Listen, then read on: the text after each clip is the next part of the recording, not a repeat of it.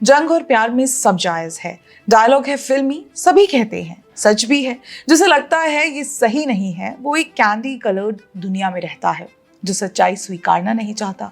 लेकिन ये युद्ध नहीं है, ये आत्मसम्मान की बात है, ये भारत की आंतरिक सुरक्षा की बात है और इन हिंदुओं की बात है जिन्हें केवल उनके धर्म के लिए जान से मार दिया गया। लेकिन वोकनेस के नशे में डूबी हुई वैशन्या रॉय को भारतीय सेना की उपलब्धि नहीं, ऑपरेशन सिंदूर की सफलता नहीं, उन मासूम हिंदुओं के लिए लिया गया प्रतिशोध नहीं, बल्कि सिंदूर शब्द में पैट्रियार्की नजर आई। वोकनेस का नशा ही कहूंगी। कोकेन जैसा लग रहा है। जब तक दिन में एक बार पैट्रियार्की, ब्राह्मण स्मैशिंग ना कर लें, इनके हाथ पैर कांपने लगते हैं, दौरे पड़ने लगते हैं कि किस विषय में जाकर एक्स पर काका छीछी करूं तो वोकनेस का नशा चढ़े। इनका पोस्ट पढ़कर ही सुनाती हूं आपको। वैशन्या रॉय जो द हिंदू के लिए लिखती हैं, on principle I object strongly to the label operation सिंदूर.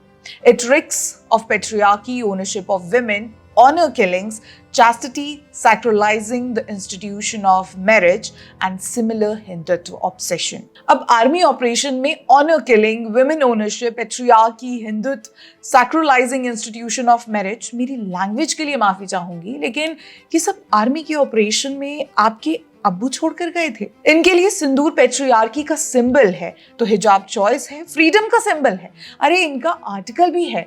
यही कहते हुए नशे में डूबे रहेंगे तो ऐसा ही होगा। सिंदूर ऑपरेशन लगेगा और शादी को सैक्रलाइज क्यों ना करें। शादी एक पवित्र बंधन होता है। लेकिन कि आपको क्या पता, चार शादी वालों को नहीं समझ आता। जब मन चाहा तलाक तलाक तलाक बोलकर खत्म कर दिया, वो भी मोदी जी ने बैन किया। और रही बात ओनरशिप ऑफ वुमेन की, तो इन्हें कोई बताए कि पाकिस्तानी पत्रकार और यूट्यूबर किसी भी पॉसिबल वॉर में माले गनीमत लेने का प्लान बनाए बैठे हैं। मेरी बात का विश्वास ना हो तो मुबाशिर लुकमान का ये वीडियो देख लें। तो ओनरशिप ऑफ वुमेन का भाव एक मिलिट्री ऑपरेशन के ऑपरेशन सिंदूर नाम रखने से नहीं होता। वो होता है उस ऑपरेशन या वॉर के बाद वुमेन को माले गनीमत बनाने से। और हमें क्या ये बताने की जरूरत है कि ये माले गनीमत का कॉन्सेप्ट आया कहां से है।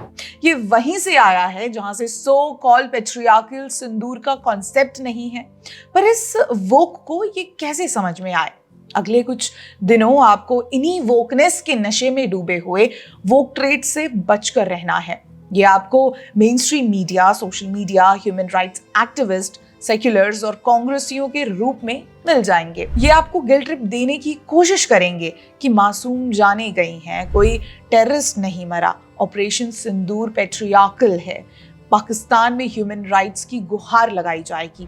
लेकिन आप अपना मन बनाकर रखना, ये याद रखना कि मासूम हिंदुओं को कैसे पैंट उतरवाकर, उनकी शिनाख्त करके और धर्म पूछकर मारा गया था। कैसे नई नवेली दुल्हन हो या दशकों से चली आ रही खुशहाल दाम्पत्य जीवन हो, पाकिस्तानी आतंकवादियों ने दोनों को ही उजाड़ दिया।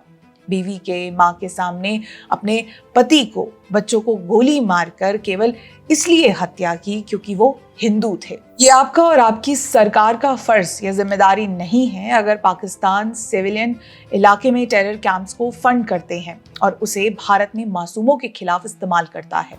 आप केवल उस प्रतिशोध पर ध्यान दीजिए क्योंकि ये जंग ही है आतंकवाद के खिलाफ, किसी मासूम के खिलाफ नहीं, बल्कि उस देश के खिलाफ जिसे आपके नागरिकों से ज्यादा देशद्रोही से प्रेम है। और रही बात वैशन्या रॉय जैसे लोगों की, तो इनके सपोर्ट में रंग बिरंगे वाले और भी आएंगे। ये कहेंगी कि ऑपरेशन सिंदूर नाम ऑप्रेसिव है, पैट्रियार्कल है, तो उन्हें क्या जवाब देना है ये हमें आपको बताने की जरूरत नहीं। जय हिंद।